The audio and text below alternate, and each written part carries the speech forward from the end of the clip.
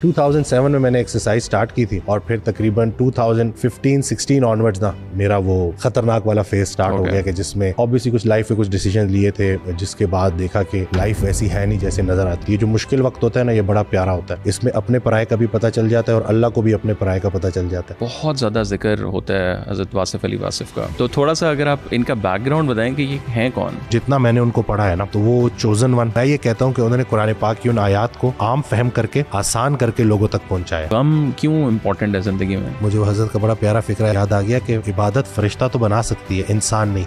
इंसान दर्द से बनता है। देखिए, गम इबादत का बेहतरीन टाइम है। मैं अगर पूरी जिंदगी में से वो 4 साल निकाल दूं तो मेरे पास कुछ भी नहीं। What is सूफीज़्म? तसव्वुफ बोलने की बात है ही नहीं, करने का काम है। अल्लाह से अपने फासले को कम करने का नाम शरीयत है। रसूल पाक सल्लल्लाहु अलैहि वसल्लम से अपने फासले को कम करने का नाम तसव्वुफ है। जो रिलीजन है और जो कल्चर है, इसमें कितना डिफरेंस है? देखिए, इंसान की आदत है मिलावट करने की। हमारी बहसत उम्मत जो बचत है ना, वो यही है कि कुरान पाक महफूज हमारे पास मौजूद है। तो दाता अली हजवीरी रहमतुल्लाह अलैह का 1000 साल पुराना ये फिक्रा नोट कीजिएगा कि हमारे दौर की सबसे बुरी बात यह है कि बात तहकीक से निकलकर तकलीद में चली गई। एक आम बंदा या एक आम बच्चा जब ये देख रहा होता है, उसको होता है कि यार मैं कैसे उस्ताद को ढूंढूं। When the student is ready, teacher will appear। पहले तू अपने आप को एक आईना बना, वो खुद निकल के आएंगे अपने निकाब से। हजरत से किसी ने पूछा कि इन झूठों की दुनिया में सच्चा कैसे ढूंढूं, बड़ा प्यारा जवाब दिया कि तुम खुद सच्चे हो जाओ, सच्चा खुद तुम्हारे पास आ जाएगा। स्कॉलर अगर रिजिड होता जा रहा है तो वो बच्चा भी टेक्निकली रिजिड होता है। तो what is the fine line कि अच्छा यार मुझे अब अंधी तकलीद यहाँ नहीं करनी। हजरत की अगर ऑडियो सुने ना, वो इतना इनकरेज करते थे कि सवाल पूछो। उस्ताद का काम है कि सवालों के जवाब दे। अगर आपका उस्ताद सवाल पूछने पे जज्बाती हो रहा है ना, तो इसका मतलब है कि कुछ गड़बड़ है। जिसके जहन में कोई सवाल नहीं, उसकी बेहतरी का कोई हाल नहीं। अभी हमने आई थिंक पिछले 5-6 सालों में देखा कि जो रिलीजियस कंटेंट है वो भी डिजिटल पे बहुत ज्यादा राइज हुआ। बहुत खुशाइंद है। ठीक है, वो इख्तिलाफ अपनी जगह पे कि ये फिर अपनी अपनी 1.5 इंच की मस्जिद यहाँ पे भी बनानी शुरू कर दी है, लेकिन एटलीस्ट डिस्कशन तो शुरू हो गई है ना। उस दिन एक साहब आए और उन्होंने बड़ी प्यारी बात की कि मुझे ये कहते हुए बिल्कुल भी शर्म महसूस नहीं होती कि मैंने दीन अपने बेटे से सीखा। तकदीर में या खुद हासिल करने में, इनमें क्या फर्क है? हमारी तकदीर ना दुआओं में पोशीदा है, लेकिन एक शर्त है, किसी को कहना ना पड़े कि मेरे लिए दुआ करो, वो तुम्हें देखे और दुआ दे। और जनरली जेन जी के साथ भी आप बड़ा इंटरेक्ट करते हैं, आपकी वीडियोस के साथ भी, उनके आपको बुनियादी क्या मसाइल आज के दौर में लगते हैं? पेरेंट्स को मैं साफ साफ कहूंगा कि ये किसी और दौर के बच्चे हैं, इनको दुआओं के साथ इनके सफर पे रवाना करें। जो गुमराह न हुए, उनको राह पे आने की लज्जत का अंदाजा कैसे होगा? इनको एक ही मेहरबानी करनी है, आप लोगों ने एक चीज देनी है।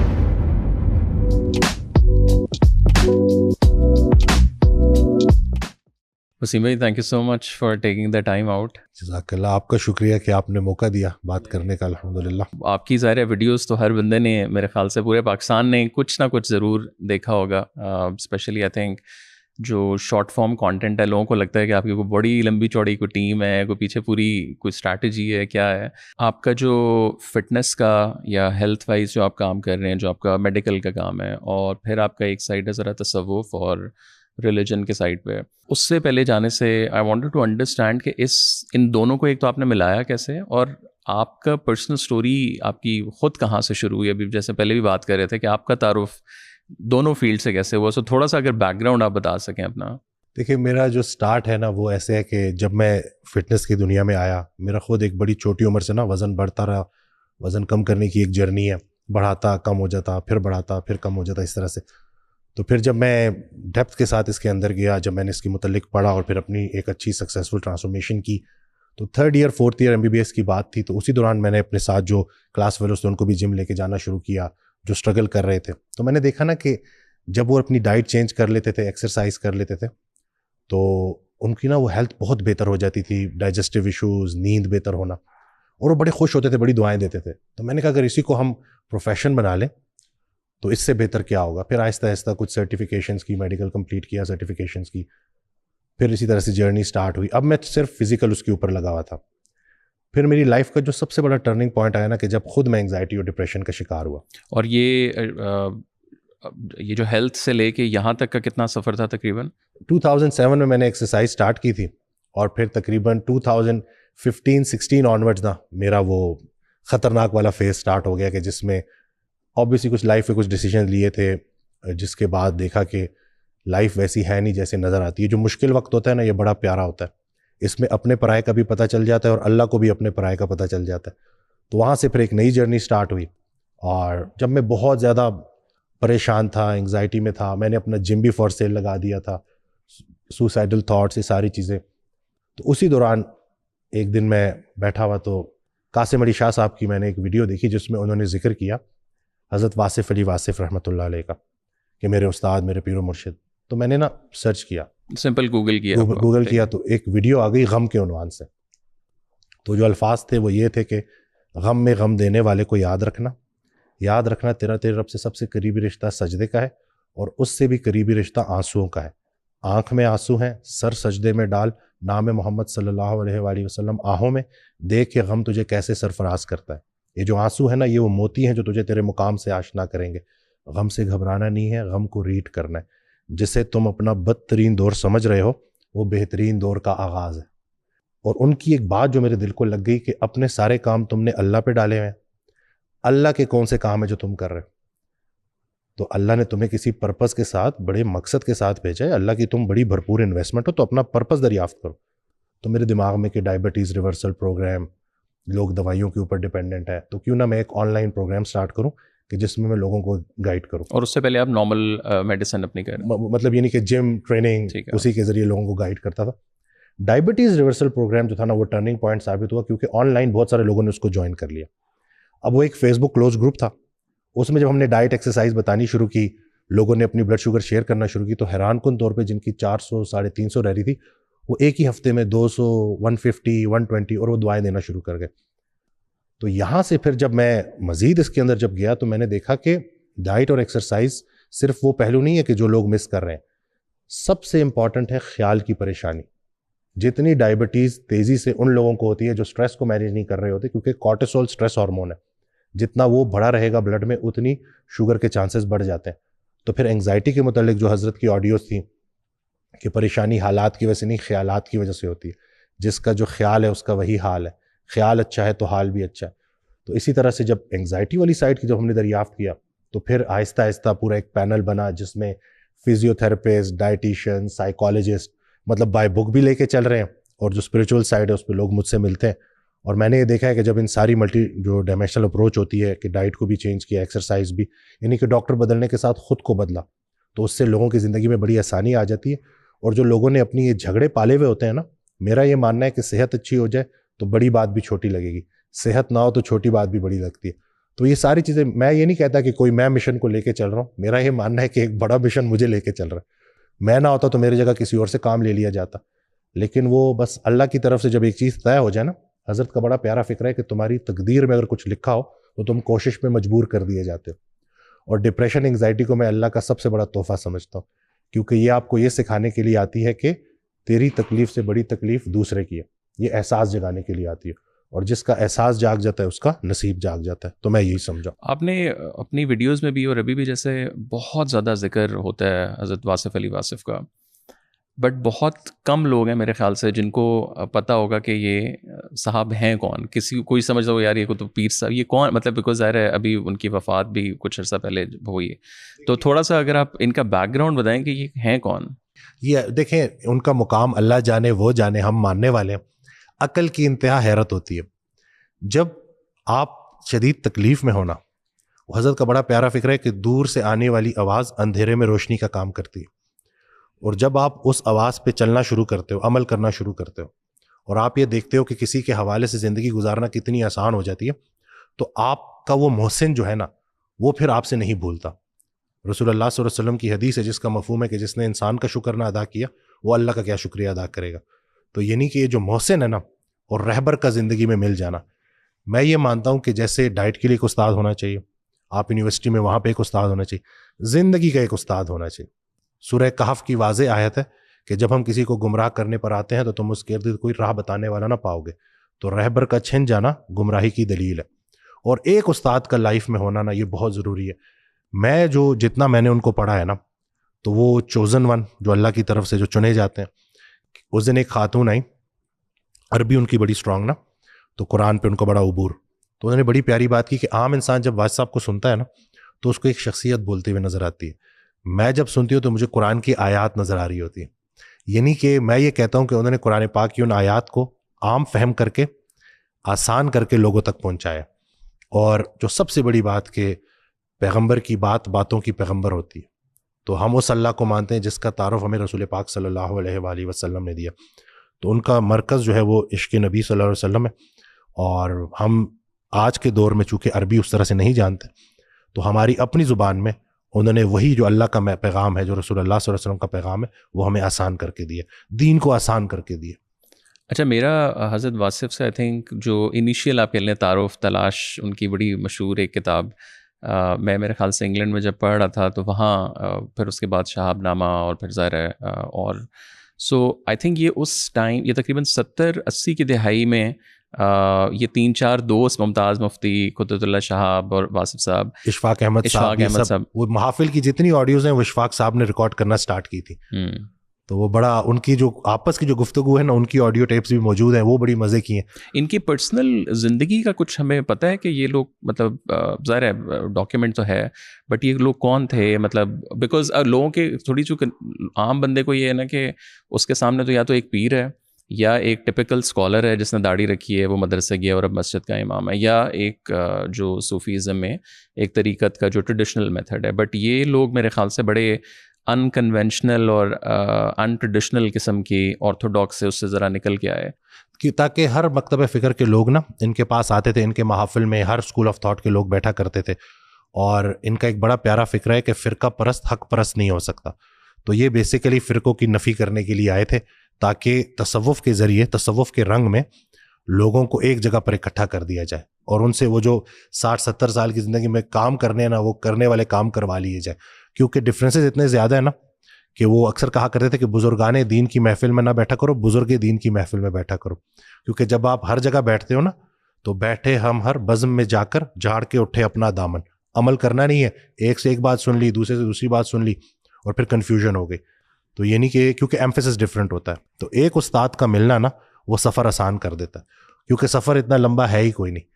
اگر آپ دیکھ لیں, میں جس ایج میں ہوں, آدھی سے زیادہ گزار چکے, بچی کچی بھی گزر جانی ہے. تو جس کا کوئی استاد نہیں ہوتا اس کا شیطان استاد ہوتا. تو یہ جتنے بھی لوگ جو اشفاق احمد صاحب کی شکل میں, حضرت واصف علی واصف رحمۃ اللہ, ان سب کا مقصد یہ تھا کہ اس فرقہ واریت کو ختم کیا جائے اور اپنی شریعت میں رنگ محبت کا پیدا کیا جائے. ان سے کسی نے تصوف کا پوچھا کہ تصوف کیا ہے, تو انہوں نے بڑا پیارا جواب دیا کہ اپنی عبادات میں رنگ محبت کا پیدا کر کے عبادات کو آسان کرنے کا نام تصوف ہے. ایکسکیوزز ساری ختم کروائیں کہ بھئی جو کرنے والے کام ہے وہ کروا لو, میری محبت میں کر لو. جب آپ کو کسی سے پیار ہو جاتا ہے نا, یا کسی سے محبت ہو جاتی ہے, تو اس کا حکم ماننا آسان ہو جاتا. تو میں یہ سمجھتا ہوں کہ بڑی مہربانی ہے اللہ پاک کی, اللہ کریم کی, کہ انہوں نے ہمیں ایسے لوگ دیے ہیں کہ جن کو سن کے ہم محبت کے ساتھ اپنے آپ کو بدل دیتے ہیں. کیونکہ اس زمینی سفر میں اگر کوئی ایک چیز آسمانی ہے تو وہ محبت ہے. تو یہ جس کو عطا ہو جائے نا, اس کے لیے پھر لڑائی جھگڑے ختم کرنا اتنا مشکل نہیں رہتا. تھوڑا سا اگر آپ تصوف کو اور کھولیں, بیکاز تصوف کے بارے میں بھی کافی کانسیپٹس ہیں. اگین اس میں ایک ہے کہ نہیں, یہ جو صوفیزم یہ تو بالکل ہی دین ہی الگ ہے, یا یہ اسلام کی شکل چینج کر دی. پھر ایک دوسری تھوڑی سی جو آپ کہہ لیں کہ سلفیت والی سائڈ ہے, یا مڈل ایسٹرن جہاں سے وہ, تو اور پاکستان میں ذرا تھوڑا زیادہ ہے. پھر یہ دربار, اور یہ مطلب جو عام بندے کے ذہن میں یہ جو کانسیپٹ ہیں, essentially like what is Sufism. ٹھیک ہے, تصوف بولنے کی بات ہے ہی نہیں, کرنے کا کام ہے. ایک اور بڑا پیارا انہوں نے جو ان کی جو ڈیفینیشن بتائی کہ اللہ سے اپنے فاصلے کو کم کرنے کا نام شریعت ہے, رسول پاک صلی اللہ علیہ وسلم سے اپنے فاصلے کو کم کرنے کا نام تصوف ہے. یہ کرنے کا کام ہے, بولنے کی بات ہے ہی نہیں. جیسے ایک حدیث ہے, اس کا مفہوم ہے کہ اللہ کریم ارشاد فرماتا ہے کہ میرا بندہ فرض اور نوافل پہ عمل کر کر کے میرے اتنے قریب ہو جاتا ہے کہ میں اس کا ہاتھ بن جاتا ہوں, میں اس کی زبان بن جاتا ہوں. تو فرض ہے اپنے بچوں کو پالنا, اور جو نفل ہے وہ ہے یتیم بچوں کو پالنا. تو محبت کے ساتھ جب آپ کسی بزرگ کے پاس بیٹھے ہو, آپ نے اپنا ہاتھ اس کے ہاتھ میں دے دیا, اور اب وہ آپ کو کہہ رہا ہے کہ یہ کام سارے کرنے ہیں, تو آپ محبت کے ساتھ جب اس شریعت پہ عمل کرنا شروع کر دیتے ہو تو یہ تصوف ہے. جس نے نہیں کرنا نا, اس نے کسی بھی جگہ پہ رہ کے نہیں کرنا. کوئی ایک بس پکڑنی ہے, چاہے وہ دیوبندی بس ہو, چاہے وہ نقش بندی بس ہو, کوئی ایک بس پکڑیں اور عمل شروع کر دیں. جو بس اسٹیشن پہ بس سلیکٹ کرتا رہ جائے گا وہ سفر سے محروم ہو جائے گا. تو یہ جتنے بھی رنگ ہیں نا, یہ مختلف رنگ ہیں, اور اس میں اگر آپ اخلاص کے ساتھ چلنا شروع کر دو اور اپنی عبادات میں محبت لے آؤ, تو میرے نزدیک یہ تصوف ہے. یہ کسی کی کوئی جاگیر نہیں ہے. ہم اکثر سمجھتے ہیں نا کہ اس کا کوئی ایک واحد ایک ہی سورس ہوگا, نہیں. اور جو لوگ کلیم بھی کرتے ہیں, جو ڈفرینٹ فرقے میرے خیال سے خود کلیم بھی یہی کر رہے ہوتے ہیں کہ جی دیکھیں, جنت میں وہ جائے گا جس کا کوئی فرقہ نہیں. ٹھیک ہے, میرا یہ ماننا ہے, اس کے اوپر شاید لوگ جو بھی اختلاف کرنے والے کریں. میں یہ مانتا ہوں کہ جس کے دل میں کسی بھی دوسرے انسان کے لیے ذات پات کو لے کے, رنگ نسل کو لے کے ذرا برابر بھی بغض ہے, وہ جنت میں نہیں جا سکتا. تو یہ اکٹھا کرنے کا نام ہے. اگر آپ کا بڑا آپ کو فرقہ پرستی سے نکال رہے تو وہ اللہ کے راستے کا مسافر ہے. ایک لٹمس ٹیسٹ جو ہے وہ. یس بالکل. اگر اس کی محفل میں بیٹھنے کے بعد آپ کے اندر نفرت نکلتی ہے, ختم ہوتی ہے, محبت پیدا ہوتی ہے, دنیا کی محبت کم ہوتی ہے, دوسرے کا احساس بڑھ جاتا ہے, جھوٹ کم ہو جاتا ہے, سچ کے آپ متلاشی ہو جاتے ہو اپنے اندر سچ پیدا کر کے, تو یہ سب تصوف ہے. آپ نے بہت زیادہ ذکر کیا استاد کا, ابھی ہم جب پیچھے بات کر رہے تھے, اور ویسے بھی آپ کی ویڈیوز میں کہ جو استاد بہت ضروری ہے, استاد بہت ضروری ہے. اب لیکن ایک عام بندہ یا ایک عام بچہ جب یہ دیکھ رہا ہوتا ہے, اب اس کو ہوتا ہے کہ یار میں کیسے استاد کو ڈھونڈوں, مطلب میں کسی فرقے میں جاؤں, کسی میں اسکالر کو کروں. اب ڈیجیٹل اسکالرز بھی بہت زیادہ آ گئے ہیں, پھر وہاں جا کے بھی فرقہ واریت اور وہ آ جاتی ہے. when the student is ready, teacher will appear. پہلے تو اپنے آپ کو ایک آئینہ بنا, وہ خود نکل کے آئیں گے اپنے نقاب سے. تو پہلے ہم نے اپنے اندر کی سچائی کو ڈھونڈنا ہے, کہ جب ہم خود سچے ہو جائیں گے ہمارے اندر جھوٹ ختم ہو جائے گا, اور جب ہم ریڈی ہو جائیں گے تو ایسا ہو نہیں سکتا کہ اللہ ہمیں اچھے استاد تک نہ پہنچا دے. حضرت سے کسی نے پوچھا کہ ان جھوٹوں کی دنیا میں سچا کیسے ڈھونڈوں, بڑا پیارا جواب دیا کہ تم خود سچے ہو جاؤ, سچا خود تمہارے پاس آ جائے گا. تو اتنا مشکل نہیں ہے اللہ کی فریکوینسی کے ساتھ ان ٹیون کرنا. اور یہ بات بھی ٹھیک ہے, مجھے ایک بزرگ نے بہت پہلے آئی تھنک یونیورسٹی دور میں, ان سے میں نے ایگزیکٹ یہ سوال پوچھا کہ لوگ ولیوں کی ذکر کرتے ہیں اور پھر کتب اور کافی, اگر آپ تصوف کے اس میں پورے جائیں تو کہاں بندہ ڈھونڈے جا کے. مطلب اب ہم تو پاکستان میں رہتے ہیں, کیا پتہ وہ مڈل ایسٹ میں ہیں, اور اب میں تو بڑی چھوٹی عمر میں تھا, تو اب وہ عربی بولتے ہیں, مجھے تو پتہ ہی نہیں عربی. تو یہ تو مطلب پریکٹیکلٹیز اس میں کیا ہیں. تو انہوں نے بڑا خوبصورت جملہ کہا کہ آپ استاد نہیں ڈھونڈتے, جیسے آپ نے ذکر کیا کہ you just have to prepare, اور استاد آپ کے پاس جو ہے نا کون ہے جو ریڈی ہے کہ جس سے میں کام لوں, اللہ کے کام لوں. اور حضرت نے تو ولی کی نا بڑی پیاری ڈیفینیشن بتائی کہ استاد, آپ بھی ٹیچنگ کرتے رہیں, استاد اگر مخلص ہے اور اہل ہے تو اللہ کا ولی. تو آپ کو اسی یونیورسٹیز میں مل جائیں گے. میں کتنے بچوں کو, بیٹیوں کو جانتا ہوں کہ جن کو ان کی یونیورسٹیز میں ایسے اللہ کے ولی ملے, لیکن پھر وہی بات ہے نا کہ وہ اپنے آپ کو چھپا کے رکھتے ہیں. اور تھوڑا سا بتائیں کہ جو ریلیجن ہے اور جو کلچر ہے اس میں کتنا ڈفرینس ہے, بیکاز ہم جنرلی اگر دیکھیں تو پاکستان میں بھی, مڈل ایسٹ میں بھی, اور دین کے اندر بھی بہت سی مسلمانیت ہماری ڈرائیو ہوئی ہوئی ہے شاید کلچر سے rather than hard core religion سے. بٹ ہم نے ظاہر ہے کلچر کی آڑ میں جو ہے وہ اس کے اوپر ریلیجن ڈال دیتے ہیں, اور پھر دین جو ہے وہ بدنام ہے اور وہ ہو جاتا ہے. تو ان دونوں کو آپ کیسے دیکھتے ہیں؟ دیکھیں, انسان کی عادت ہے ملاوٹ کرنے کی. جتنی بھی جو پرانی کتابیں جو کہ جو ہے ڈسکنٹینیو ہو گئیں, اس کی وجہ تھی کہ اس میں ملاوٹ کر دی گئی. اسی طرح سے ہمارے برِ صغیر میں بھی آپ دیکھ لیں کہ اتنی ملاوٹ کہ کتابوں میں وہ جو اصل بات جو اللہ کے ولی نے کی تھی اس میں اتنی ملاوٹ کر دی گئی کہ اب وہ عقل مانتی نہیں. یہ اکثر آج کل نا اس کے اوپر بات ہو رہی ہوتی ہے کہ یہ جو تقلید, تو داتا علی حجویری رحمۃ اللہ علیہ کا 1000 سال پرانا یہ فکرہ نوٹ کیجیے گا کہ ہمارے دور کی سب سے بری بات یہ ہے کہ بات تحقیق سے نکل کر تقلید میں چلی گئی. تو جب آپ اندھا دھند چلنا شروع کر دیتے ہیں اور تحقیق چھوڑ دیتے ہیں تو اس کا پھر یہی نتیجہ نکلتا ہے. ہماری بحثیت امت جو بچت ہے نا وہ یہی ہے کہ قرآن پاک محفوظ ہمارے پاس موجود ہے. کون سے کتنے لوگ ہیں جو اتنی بڑی بڑی کتابیں پڑھتے ہیں لیکن قرآن کو رجوع نہیں کرتے, بڑے تھوڑے لوگ ہیں نا. تو آج بھی اگر ہم قرآن کی طرف رجوع کر لیں, حضرت واصف علی واصف رحمۃ اللہ تو بہت زیادہ انکریج کرتے تھے کہ تشریح سے شروع کرو, کسی کی بھی پڑھ لو. اب اگلی بحث یہ آ جائے گی نا کہ کس کی پڑھو, 99% تو وہ سیم ہی ہے نا, اس میں تو کسی کی بھی پڑھ لو اور عمل کرنا شروع کر دو. اس قرآن پاک میں تمہارے لیے ایک آیت ہے, وہ ڈھونڈنا شروع کر دو. اور جب آپ اس طرح سے اس کو ڈھونڈنا شروع کرتے ہو, اور میں تو یہ اپنے تجربے سے بتا رہا ہوں کہ جب بھی آپ پھنس جاتے ہو, آپ قرآن کریم پڑھنا شروع کرتے ہو, آپ کھولتے ہو اس کو, تو آپ تک وہ بات آ جاتی ہے اور آپ تک وہ میسج کنوے ہو جاتا ہے. تو یہ زندہ جاوید کتاب ہے اور اپنے اصل میں محفوظ ہے. حضرت سے کسی نے پوچھا کہ دین تو بڑا ڈیٹیل ہے تو اس کو آسان کر کے بتا دیں. بڑا پیارا جواب کہ عبادت اللہ کی, محبت اللہ کے حبیب صلی اللہ علیہ وسلم کی, خدمت انسان کی, اور عاقبت اپنی. اب یہ 4 چیزوں کے اوپر اگر عمل کرنا شروع کر دیں, میں کہتا ہوں کسی بھی اسکول آف تھاٹ کا کیوں نہ, میرے نزدیک اللہ کا دوست ہے, اللہ کا ولی ہے. میں کون ہوتا ہوں کسی پر فتویٰ لگانے والا. لیکن ابھی آپ نے جیسے استاد کے ڈھونڈنے کا ذکر کیا, پھر ابھی ہم نے جیسے تقلید کا ذکر کیا. اب اکثر یہ بھی دیکھنے میں آتا ہے کہ لیٹس سے کہ آپ نے کوئی استاد آپ کو مل گیا, وہ ڈیجیٹل استاد ہے, آپ نے جیسے آپ شاید ملے کبھی بھی نہیں ہوں گے حضرت واصف علی واصف سے, لیکن آپ نے ان کو ایک وہ اپنا رہبر کے طور پر لیا.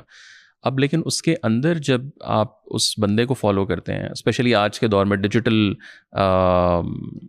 ڈیجیٹل کے اوپر جو ریلیجن ایک چل رہا ہے، اور ہمارے کافی یوٹیوبر جو ریلیجس اسکالرز ہیں، اب وہاں بھی ہمیں بہت زیادہ ریجیڈیٹی جب نظر آتی ہے. اب آپ تو کہہ رہے ہیں کیونکہ استاد ہے، اس بچے کو لگ رہا ہے کہ یار میں نے تو استاد ڈھونڈ لیا ہے.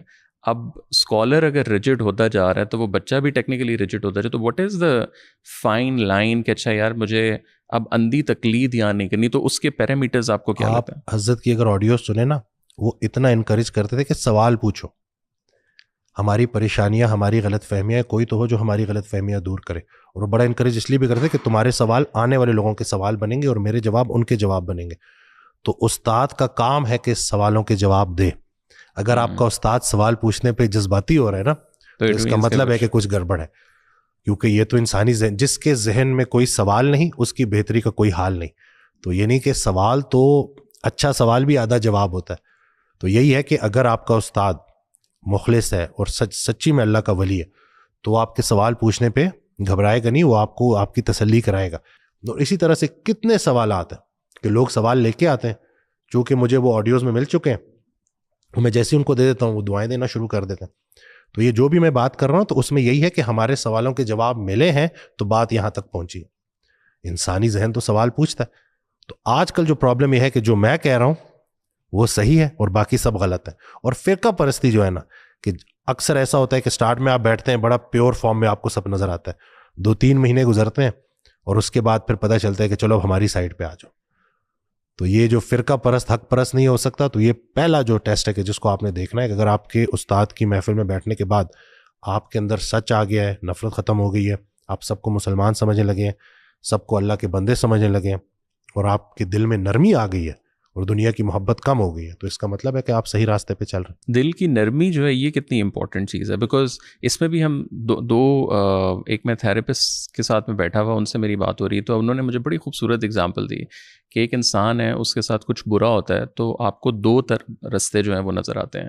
اور انہوں نے اگزامپل مجھے دی ساس کی. انہوں نے کہا پاکستانی خاندانوں کے اندر آپ کو نظر آتا ہے کہ جو ساس بہو کا ایک ٹپیکل یہ ہے کہ ساس بہو کے اوپر ظلم کر رہی ہے وہ سارا. اب وہ کہتی ہے کہ یار اگر میں بھی تو اس سے گزری ہوں تو اب like this is what it is. So but آپ یہ بھی ہے کہ اگر آپ پہ اتنا زیادہ ظلم ہوا ہے یا آپ ایک دکھ سے گزرے ہیں تو آپ اس میں نرمی بھی آپ میں آ سکتی تھی اور آپ میں ایک سختی بھی آ گئی ہے. تو اس کو لائک کس طرح پھر شعر یاد آ گیا کہ عشق کی چوٹ تو پڑتی ہے سبھی پر یکساں، ظرف کے فرق سے آواز بدل جاتی. تو اپنا اپنا ظرف ہے. اس کا قطعاً یہ مطلب نہیں ہے کہ اسلام نے ظلم کے سہنے کو صبر کا نام دیا. میاں بیوی کے رشتے میں کوئی بھی نہیں آ سکتا. سوسائٹی جو سوسائٹی نے ہمیں دکھایا ہے نا، کہ میں تو یہ کہتا ہوں کہ مائیں آسیب کی طرح بیٹے پہ سوار ہوتی ہیں اور اس کا گھر بسنے نہیں دیتی. آج میں آڈیو سن رہا تھا تو حضرت نے کہا کہ اپنے بچوں کو سماج سے بچا سکتے ہو نہیں بچا سکتے، اپنے مزاج سے بچا لینا. تو ہم تو بچوں کو گرو ہی نہیں کرنے دیتے اور پھر ہم سمجھ ہوتے ہیں کہ ہم نے وقت روک لیا، حالانکہ وقت رکا نہیں ہوتا. وہی ساری نفرتیں اکٹھی ہو رہی ہوتی ہیں اور پھر وہی پیٹرن ریپیٹ ہوتے ہیں. وہی ساس جس نے وہ ظلم دیکھا اب وہ اپنی بہو کے ساتھ بھی وہی ظلم کر رہی ہے. لیکن اب وقت بدل رہا ہے، اب چیزیں چینج ہو رہی ہیں، اب لوگوں کو اویئرنیس آ رہی ہے. یہ جو لوگ ہمارے ساتھ برا کرتے ہیں نا، ان کو ہم معاف تو کر دیتے ہیں، گلے نہیں لگا سکتے کیونکہ یہ ہمارے ہاتھ کاٹ دیتے ہیں. تو یہی ہے نا کہ لوگوں نے جو ہمارے ساتھ کیا وہ اس کو ابھی سائڈ پہ رکھتے ہیں. ہم نے اپنے ساتھ کیا کیا اس کا ہمیں جواب چاہیے کہ ہم اپنا خیال تو رکھتے ہی نہیں. خواتین کو میں زیادہ اس لیے ٹارگٹ کرتا ہوں کیونکہ یہ ایموشنل بینگز ہیں. ان کے اگر تھاٹس پروسیس نہیں ہوں گے، ایموشنز ریگولیٹ نہیں ہوں گے تو گھر کبھی بھی نہیں بسے گا. اس لیے ان کو اپنے اوپر کام کرنا ہے. 80% جو آٹو امیون بیماریاں ہیں وہ خواتین میں ہوتی ہیں. کیوں؟ کیونکہ یہ دوسروں کا خیال رکھتی ہیں، اپنا نہیں رکھتی.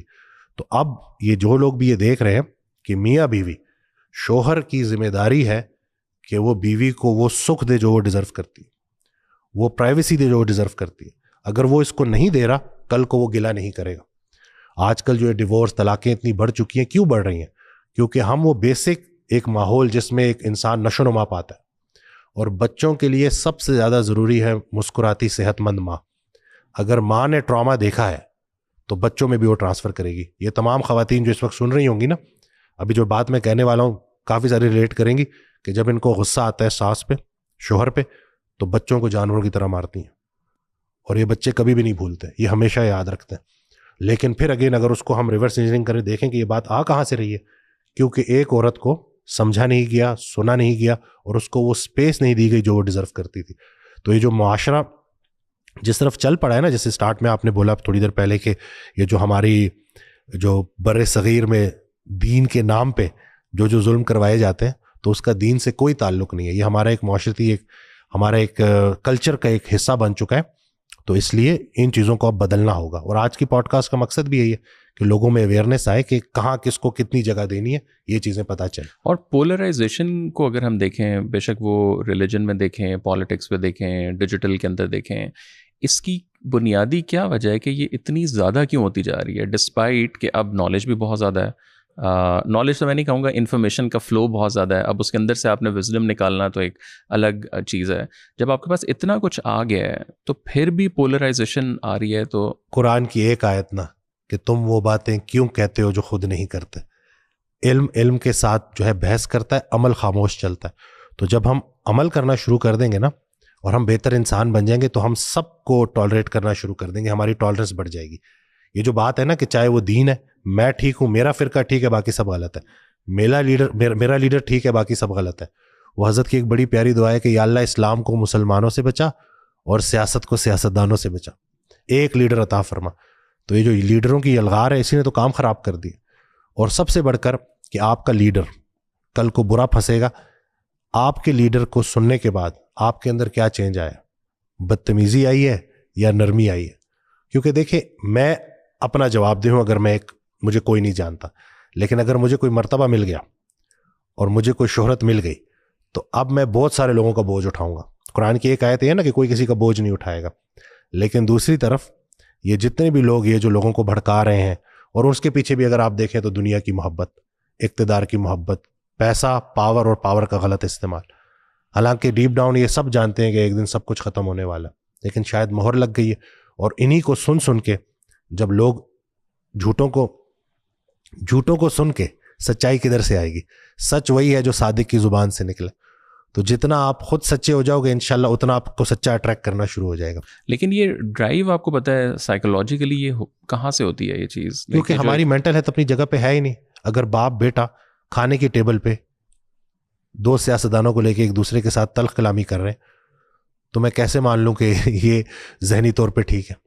کو باپ بیٹے کا ایک ادب بھی تو ہے نا. آپ نے اپنی آنکھوں سے دیکھا ہوگا, کتنی جگہوں پہ دیکھا ہوگا کہ وہ سیاستدان ہے, ٹھیک ہے, لیکن وہ کوئی اللہ معافی کوئی پیغمبر نہیں ہے, سیاستدان ہے, اور وہ اس کے اندر بھی خطا ہے, غلطیاں ہیں, اس کے اندر بھی کمی ہے. تو یہ اپنے منہ سے کہہ دینا کہ واقعی جی اس نے غلط کیا. جب شخصیت پرستی اس حد تک بڑھ جاتی ہے نا کہ آپ کو غلط بات غلط ہی نہ نظر آئے, پھر اس کا یہی نتیجہ نکلے گا. اور اس کے عام بندے کو پیرامیٹرز کیا رکھنے چاہیے اپنے ذہن میں؟ لیٹس سے کہ ایک عام بچہ اگر ابھی یہ دیکھ رہا ہے اور وہ استاد ڈھونڈ رہا ہے یا کوئی پولیٹیشین کو فالو کر رہا ہے کچھ, سو ایک انٹرنل کیا 4-5 پیرامیٹرز ہوں کہ یار اچھا اگر اس سے بعد اب آگے نکلی تو میں نے ذرا ہولڈ بیک کرنا ہے. دیکھیں کیریکٹر, سب سے پہلے تو دیکھیں کہ کہیں جھوٹ تو شامل نہیں ہے کہ آج کوئی اور بات کی تھی, کل کوئی اور بات کی ہے. اسی طرح سے نرمی, آواز کی نرمی. انسان کی سب سے بڑی پیاری بات یہ ہے کہ وہ اونچا سنتا ہے اور دھیما بولتا ہے. تو نرمی کے ساتھ بات جو, اور آج کل آپ دیکھ لیں کہ ممبر پہ یا کسی بھی جگہ پہ آپ دیکھ رہے ہیں تو کیا نرمی کے ساتھ بات کی جاتی ہے. ایون حضرت موسیٰ علیہ السلام کو اللہ پاک فرعون سے بات کرنے سے پہلے کہہ رہا ہے کہ اس سے نرمی سے جا کے بات کرنا. تو جس سے نرمی چھین لی گئی اس سے دنیا جہان کی خیر چھین لی گئی. تو یہ ساری چیزیں آپ دیکھیں کہ آپ جس کو فالو کر رہے ہیں اس کا ڈائریکٹ اثر آپ کی زندگی کے اوپر ہے. اور یہ بڑی سخت بات ہے اگر لوگ سمجھ جائیں. تو ہم تو یہ دعا کرتے ہیں کہ اللہ کوئی ایسا لیڈر دے کہ جس سے ہمارا وطن بدلے اور ہم بہتری کی طرف جائیں. میں تو پرسنلی جو میرا ابھی تک کا جو ہم نے بچپن سے ابھی تک دیکھا ہے, تو بس ہر بندہ دوسرے کو جھوٹا ثابت کرنے پہ تلا ہوا ہے, اور اس کا نتیجہ کیا ہے کہ خود جھوٹا ہو جاتا. تو یہ بڑا بدقسمتی ہے ہماری, لیکن کیا کریں. اور تھوڑا سا مجھے بتائیں کہ جو عبادت ہے یا جو دین ہے, بنیادی اس کا کیا مقصد ہے؟ بیکاز اس میں بھی اب لوگ کہتے ہیں کہ یار اچھا فرشتے اللہ تعالیٰ کے پاس اتنے زیادہ ہیں, تو اللہ کو ہماری تو ضرورت نہیں کہ اگر میں کوئی مطلب اللہ کی عبادت کر رہا ہوں ہزاروں لاکھوں میں تو like what is the essence of the عبادت؟ مجھے وہ حضرت کا بڑا پیارا فکر یاد آ گیا کہ عبادت فرشتہ تو بنا سکتی ہے, انسان نہیں. انسان درد سے بنتا ہے. تو جب دوسرے کا درد محسوس ہونے لگے, دوسرے کے درد کو اپنا درد محسوس کرنے والے کو بلند خیالی عطا کی جاتی ہے. اور بلند خیال انسان خاک نشین ہو تبھی عرش نشین ہوتا ہے. تو یہی ہے کہ یہ جو درد ہے نا کہ دوسرے کا احساس, انسانیت, رسول اللہ صلی اللہ علیہ وسلم کی بڑی پیاری حدیث ہے, میں نے مفتی تقی عثمانی صاحب کی زبان سے یہ حدیث سنی, اس کا مفہوم ہے کہ میرے نزدیک میں 1 مہینے مسجد نبوی میں اعتکاف میں بیٹھوں, اس سے بہتر ہے کہ میں کسی کے ساتھ جا کے اس کا کوئی کام کر دوں, اس کی کوئی مشکل دور کر دوں. یہ ہے دین. دین کچھ بھی نہیں ہے اخلاق محمدی صلی اللہ علیہ وآلہ وسلم, حقوق العباد کے معاملات, کہ آپ کی اپنی وائف کے ساتھ. اس دن مجھے بڑی پیاری ویڈیو لگی کہ جس میں اسکالر کہتے ہیں کہ دنیا آپ کے اوپر سٹیمپ کر دے کہ یہ اچھا انسان ہے, اور آپ کی بیوی آپ کے اوپر سٹیمپ نہ کرے کہ اچھا انسان نہیں ہے, تو اس کا مطلب ہے کہ آپ اچھے انسان نہیں ہو, اچھے مسلمان نہیں ہو. تو گھر میں ڈسپلن کو نہیں, محبت کو نافذ کرنا ہے اور ایک اچھا بہترین انسان بننا ہے. بڑی پیاری بات حضرت سے پوچھے گی کہ عمل صالح کیا ہوتا ہے. کہتے ہیں عمل صالح یہ ہے کہ اپنی ذات سے لوگوں کو محفوظ رکھنا, اور اس کا ایک جو انتہائی شکل ہے کہ اپنی ذات سے لوگوں کو نفع پہنچانا. جتنے بھی لوگوں نے اسلام قبول کیا نا, ڈنڈے کے زور پہ نہیں قبول کیا, وہ اخلاقیات اس لیول پہ ہوتی تھی کہ وہ حیران رہ جاتے کہ یہ کون لوگ ہیں, یہ کس اللہ کو مانتے ہیں, یہ کس رسول پاک صلی اللہ علیہ وسلم کو مانتے ہیں, اور جیسے ہی ان کو تعارف ہوتا وہ فوراً ہی مان لے آتے. ایک امام تھے, وہ کسی جگہ جانے لگے تو ان کے استاد نے ان سے پوچھا کہ کدھر جا رہے ہو؟ کہا کہ فلانی جگہ جا رہا ہوں تبلیغ کرنے. تو جواب دیا کہ کوشش کرنا زبان کا زیادہ استعمال نہ کرنا پڑے. تو یہ جو عمل ہے نا, جو کریکٹر ہے, جب یہ وہ جو مومن کا جب وہ پراپر ڈیولپ ہو جائے گا تو پھر اس کی اس زبان میں اللہ پاک وہ تاثیر ڈال دے گا کہ لوگوں کے لیے اس بات پہ عمل کرنا مشکل نہیں ہوگا. باعمل انسان کی زبان میں تاثیر ہوتی ہے, اور جو انسان باعمل ہو جاتا ہے اس کے لیے پھر تبلیغ کرنا بھی آسان ہو جاتا ہے. لیکن اس کے اندر ایک اور جو تھوڑی سی آپ کہہ لیں کہ تنقید لوگوں کی طرف سے آتی ہے, اسپیشلی تصوف والی سائڈ پہ, کہ اگر ہم لوگ ہر چیز کو ہی ایک سافٹ قسم کا دین بنا کے رکھیں گے, تو کوئی بھی حکمران آتا ہے تو آپ سارے حکمرانوں کے ساتھ بھی دوستی ہیں. اب جیسے تبلیغ جماعت کے اوپر ایز این ایگزامپل ایک بہت زیادہ یہ ہوتا ہے کہ یار یہ اگر سارے ہی اچھے ہیں تو پھر جابر حکمران کے سامنے کھڑا کس نے ہونا ہے, یا آپ نے غلط کو غلط کب کہنا ہے, کہ یہ نہیں. اور کھڑے ہونے کا یہ مطلب نہیں کہ آپ نے کوئی جا کے دھماکے کرنے ہیں یا کوئی بندوق نکالنی ہے, بٹ ایٹ لیسٹ آپ زبان سے جو ہے وہ ایک سٹینڈ لینا. تو ان دونوں میں ایک کانفلکٹ آف وہ نہیں ہے. حضرت کا بڑا پیارا فکر ہے کہ اگر بادشاہ فقیر کا قرب چاہے تو اس کی خوش قسمتی, فقیر اگر بادشاہ کا قرب چاہے تو اس کی بدقسمتی. تو یہ بڑا ایک چینج آ گیا ہے. آج کل تو فقیر زیادہ جاتے ہیں رادر دین کے بادشاہ. بالکل, تو یہی تو بالکل کہ یہ کاش ہم یہ بات سمجھ جائیں کہ دین کو بیچ کر دولت دنیا مل بھی جائے تو ہمارے کس کام کی. تو یہی ہے نا کہ دین کا سودا نہیں کرنا اس تھوڑی سی چھوٹی سی زندگی کے لیے.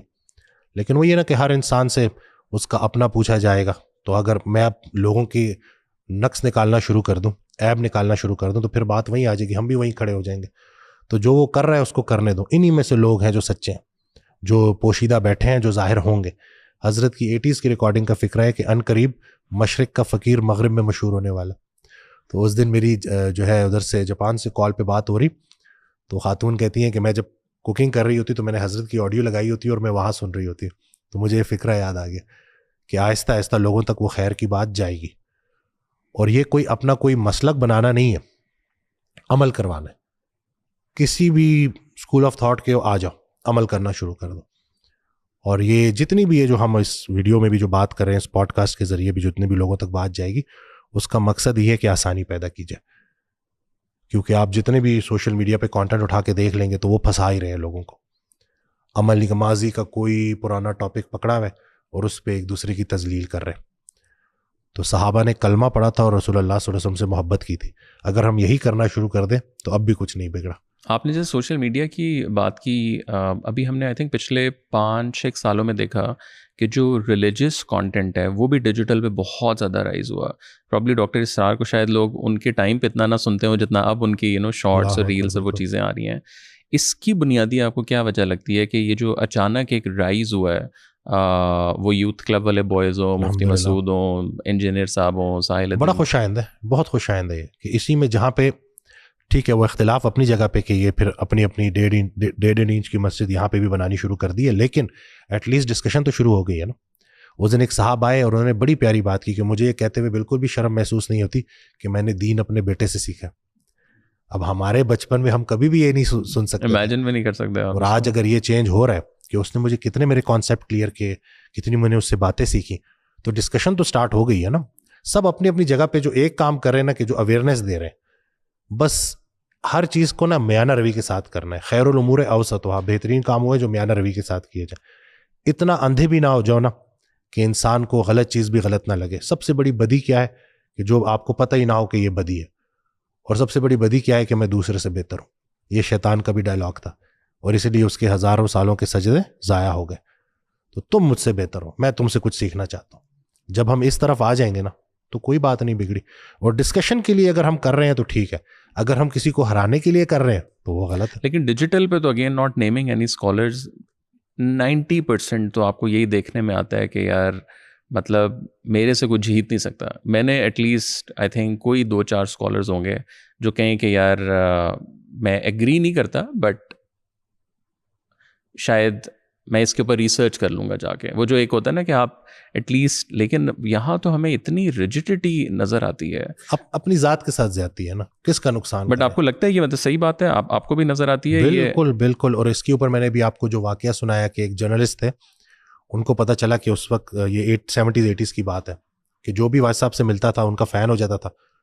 تو کہتے ہیں میں نے بھی بڑی کتابیں پڑھی تھی تو میں بھی چلا گیا اور میں نے جاتے ہی بحث چھیڑ دی.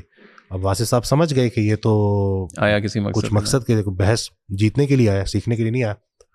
تو انہوں نے بڑی پیاری بات کی کہ محترم آپ مجھے اپنے علم سے شکست نہ دیں, آپ مجھے اپنے اخلاق سے فتح کر لیں. اور اخلاق کی جو فتح ہے نا اس میں کسی کی شکست نہیں ہوتی. بندہ جو ہے نا وہ دل قربان کر دیتا ہے اور وہ صاحب پھر جگہ سے ہلے نہیں. تو اگر یہ بات ہم کہہ دیں کہ ٹھیک ہے یہاں پہ مجھ سے یہ بات ایسی ہو گئی, میں اس کے اوپر تھوڑا اپنا کام کروں گا, میں اس کو دیکھوں گا, اس کے اوپر مزید پڑھوں گا, لیکن وہ جب اڑ جاتے ہیں تو سارا کام خراب ہو جاتا ہے کیونکہ اب وہ اپنی اپنی ٹیم کو لے کے بیٹھے ہوئے ہیں نا. تو بس وہ یہی ہے کہ آپ نے اگر عمل کرنا ہے تو آپ کے لیے وہ اتنی بڑی بات نہیں. میں سب کو سنتا ہوں الحمدللہ سوشل میڈیا پہ, اور جو خیر کی بات مجھے آ رہی ہوتی ہے. اس دن اس ڈاکٹر اسرار احمد رحمۃ اللہ علیہ کا بڑا پیارا کہ اگر آپ کے پاس کوئی انسان اپنی پریشانی لے کے آئے اور آپ اس کی پریشانی دور کر سکتے ہیں اور آپ اس کی پریشانی دور نہ کریں, آپ جتنے مرضی نمازی ہو جائیں آپ سب کچھ کہلا سکتے ہیں, نیک نہیں کہلا سکتے. تو نیکی کی ہی دوسرے بندے کے ساتھ جاتی ہے. تو اگر ہم نے سب کو ہی ملٹیپلائی بائی 0 کر دیا, کوئی کہتا ہے مزارات پہ جا رہا ہے یہ ٹھیک نہیں ہے, کوئی کہتا ہے کہ گستاخ ہے یہ ٹھیک نہیں ہے, تو پھر ٹھیک کون ہے؟ تو یہی ہے نا کہ ان چیزوں کو ابھی ہم نے سمجھنا ہے کہ اور سب کو اکٹھا کرنا ہے. اس کی ابھی ایک ہم اس دور سے گزر رہے ہیں نا, ایک ایولیوشن کا. ایگزیکٹلی. جتنے بھی عظیم کام ہیں وہ غیر عظیم زمانوں میں ہوتے ہیں, آہستہ آہستہ کر کے سارے ایک جگہ پہ آئیں گے. حضرت کہتے تھے نا کہ جب کشتی ڈوبنے لگے نا تو کشتی کے اندر لڑنے والے ایک دوسرے کو گلے لگا کے اسی اللہ کو پکارتے. تو اصل میں کشتی ڈوب رہی ہے, وقت گزر رہا ہے, کچھ عرصے بعد سب نے ختم ہو جانا ہے. تو جس دن یہ ریئلائزیشن ہو جائے نا کہ یہ جھگڑا ہمارا کتنا قیمتی وقت ضائع کر رہا ہے, تو یہ سارے گلے لگا لیں گے ایک دوسرے کو, اور ایک دوسرے کو نان مسلم کافر کہنا بند کر دیں گے, گستاخ کہنا بند کر دیں گے. اتنا ڈفرینس ہے ہی نہیں جتنا ہم نے بنا لی. اور تھوڑا سا بتائیں کہ جو تقدیر میں اور یہ قسمت میں اور خود سے محنت کرنے میں یا خود حاصل کرنے میں ان میں کیا فرق ہے؟ بیکاز ایک بنیادی لوگوں کا ہوتا ہے کہ قسمت میں لکھا ہوا ہے تو پھر تو آ جانا, پھر میں کچھ بھی نہ کروں. ہماری تقدیر نا دعاؤں میں پوشیدہ ہے, دوسروں کی دعاؤں میں, لیکن ایک شرط ہے, کسی کو کہنا نہ پڑے کہ میرے لیے دعا کرو, وہ تمہیں دیکھے اور دعا دے. کسی کی زندگی میں ایسا کر جاؤ کہ وہ تمہیں دیکھے اور دعا دے. اس دن ایک پیشنٹ آئی, انہوں نے بڑی پیاری بات بتائی کہ ایک خاتون میرے پاس آئی, ان کو آپریشن کے لیے پیسے چاہیے تھے. کہتے میرے پاس پیسے تھے نہیں, تو میرے پاس کانوں میں نا سونے کی بالیاں, تو بالکل نا ایک ریفلیکس ہوا نا کہ ایک دم سے میں نے وہ کانوں کی بالیاں اتاری اور میں نے اس کے ہاتھ میں رکھ دی کہ اس سے کوشش کر لو اگر ہو جائے. اور میں نے کہا بہن دعا کرنا.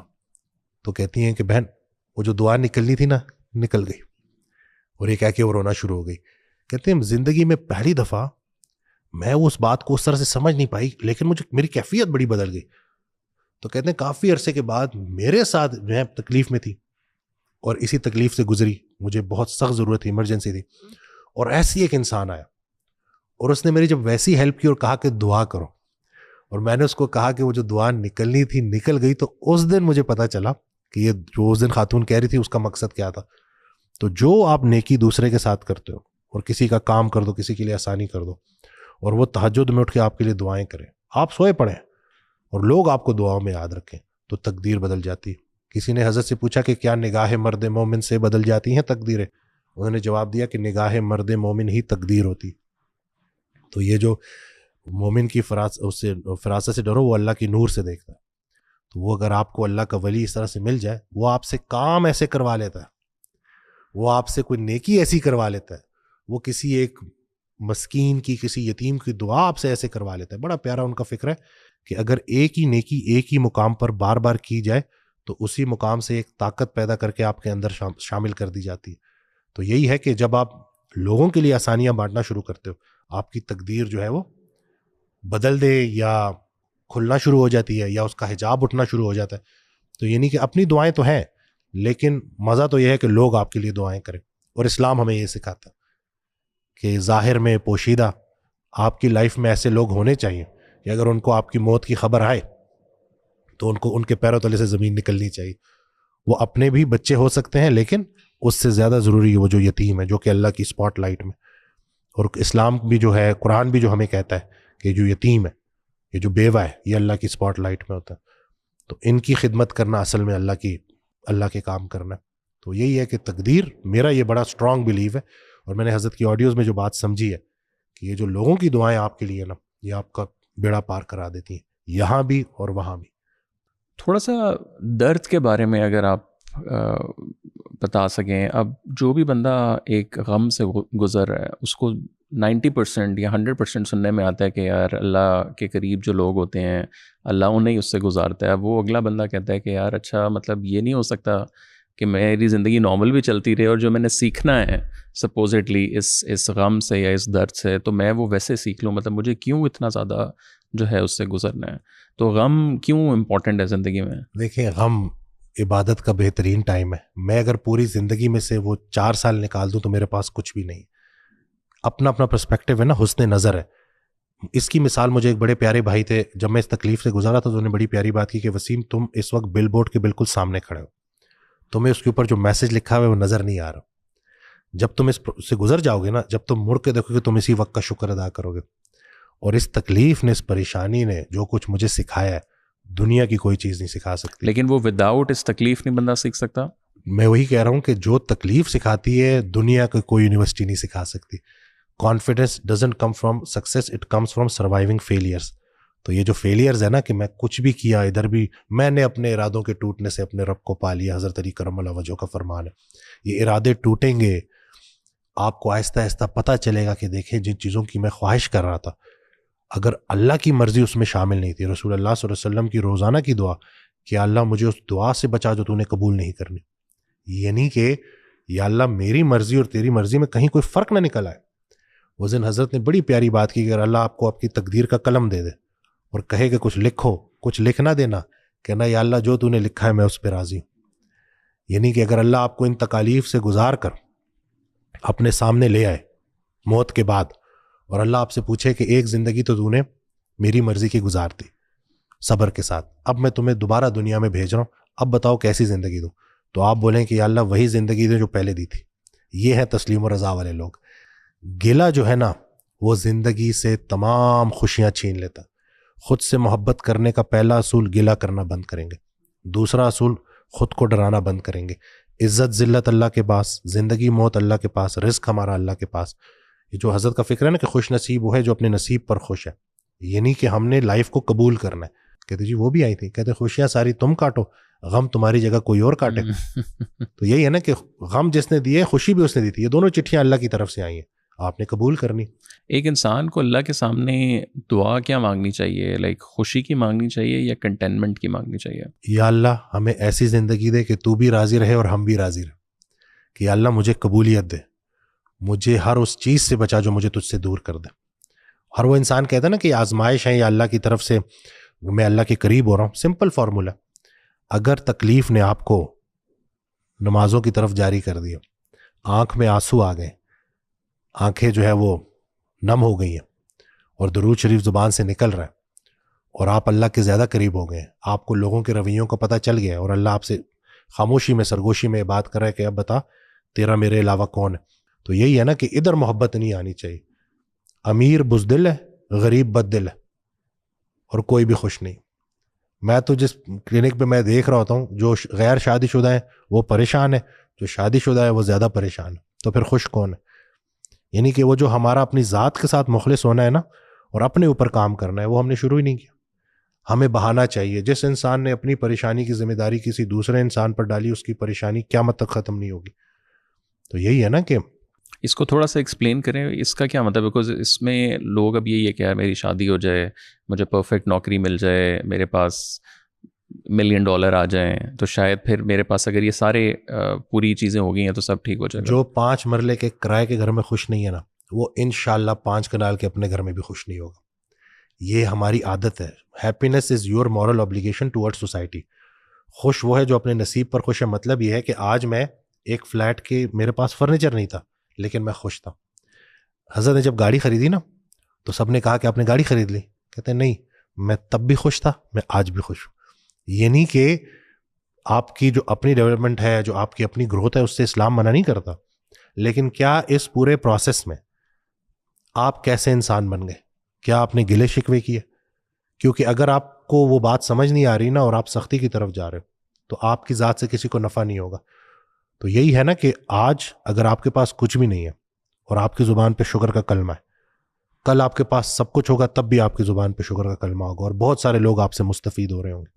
اور ویسے آپ کو لگتا ہے کہ اسلام کے اندر کہیں خوشی کا تو کوئی کانسیپٹ, مطلب ایٹ لیسٹ میری نظر سے تو نہیں گزرا کہ یہ تو کہیں نہیں لکھا ہوا کہ انسان نے اگر آپ اس دنیا میں آئے ہیں تو خوش ہونا ہے. اس کا بڑا پیارا کہ اپنی مرضی اور اللہ کی مرضی میں جو فرق ہے اس کا نام غم ہے. وہ فرق مٹا دو تو اللہ بھی خوش اور آپ بھی خوش. فرق ہے نا, اللہ نے کچھ چاہا, آپ کچھ اور چاہ رہے ہو. اب اللہ نے جو کام آپ سے کروانا چاہ رہا ہے وہ آپ کر نہیں رہے ہو, اب وہ غم بن گیا. لیکن اگر آپ اس کو قبول کرو گے تو خوشی, اور دوسرے کی خوشی محسوس کرنا. کسی نے پوچھا نا کہ وہ حضرت نے کی کتاب میں لکھا ہوا ہے کہ بارش کی خوبی کیا ہے, تو کہا میرے کھیتوں کو سیراب کرتی ہے. کہتے ہیں بارش کی برائی کیا ہے, میرے بھائی کے کھیتوں کو بھی سیراب کرتی. تو دوسرے کی خوشی آپ کا غم بن جاتی. تو ہم اس معاشرے میں رہ رہے ہیں کہ دوسرے کی خوشی ہمارا غم ہے. اگر دوسرے کی خوشی ہماری خوشی بن جائے نا تو ہمارے غم بھی ختم ہو جائے. فرق صرف اتنا, وہ جو زندگی آمد برائے بندگی, زندگی بے بندگی شرمندگی. نیکی کا ریوارڈ آخرت میں تو ملے گا, لیکن اللہ کے لیے کی گئی نیکی کا سب سے بڑا ریوارڈ یہ ہے کہ جب آپ کسی کے ساتھ نیکی کر رہے ہوتے ہو نا اور وہ آپ کو دعائیں دے رہا ہوتا ہے, اس سے جو سیٹسفیکشن آپ کو ہوتی ہے دنیا کی کسی چیز سے نہیں ہوتی. اس کے مقابلے پہ دنیا کی کوئی مرسیڈیز نہیں آ سکتی, دنیا کا کوئی مرتبہ نہیں آ سکتا. یہ بات لوگوں کو سمجھانی ہے کہ 2-4 دن کی بے وقوفی چاہیے, پورا اسلام سمجھ آ جائے گا. سورہ بقرہ کی آیت ہے کہ جب کفار سے کہا جاتا کہ تم لوگ ایمان کیوں نہیں لے کے آتے, تو معاذ اللہ وہ کہتے کہ کیا ہم بھی ان بے وقوفوں کی طرح ایمان لیں. کیونکہ جب آپ اللہ کی راہ پہ چلیں گے نا تو معاشرہ تو آپ کو بیوقوف کہے گا, لیکن وہ رسول اللہ صلی اللہ علیہ وسلم کی ایک بڑی پیاری حدیث ہے کہ اللہ کو اتنی کثرت سے یاد کرو کہ لوگ تمہیں دیوانہ بولے.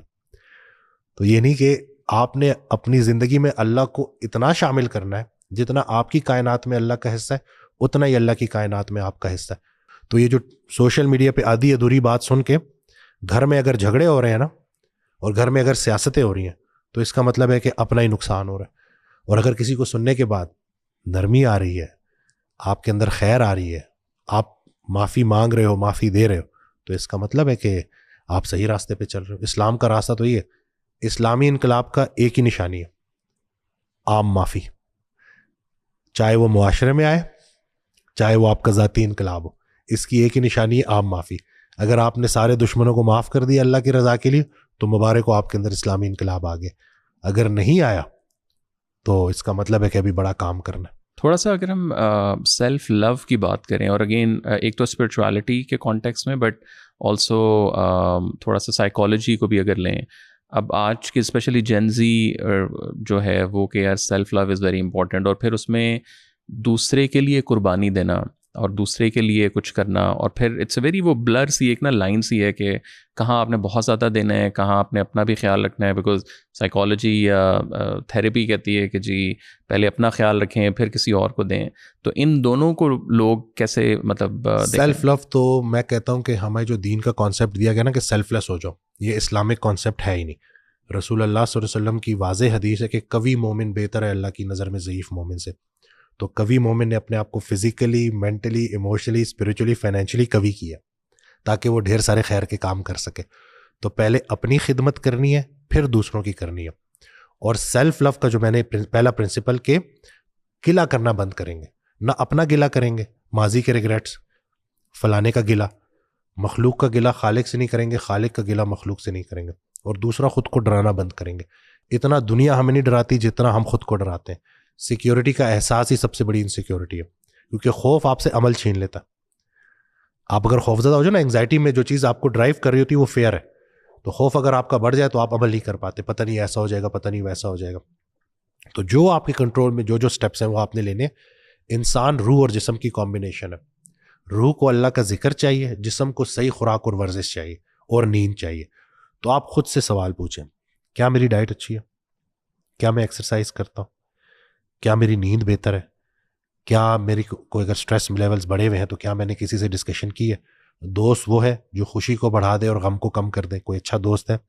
نیک دوست مل جائے تو آدھی نیکی تو یہی ہے.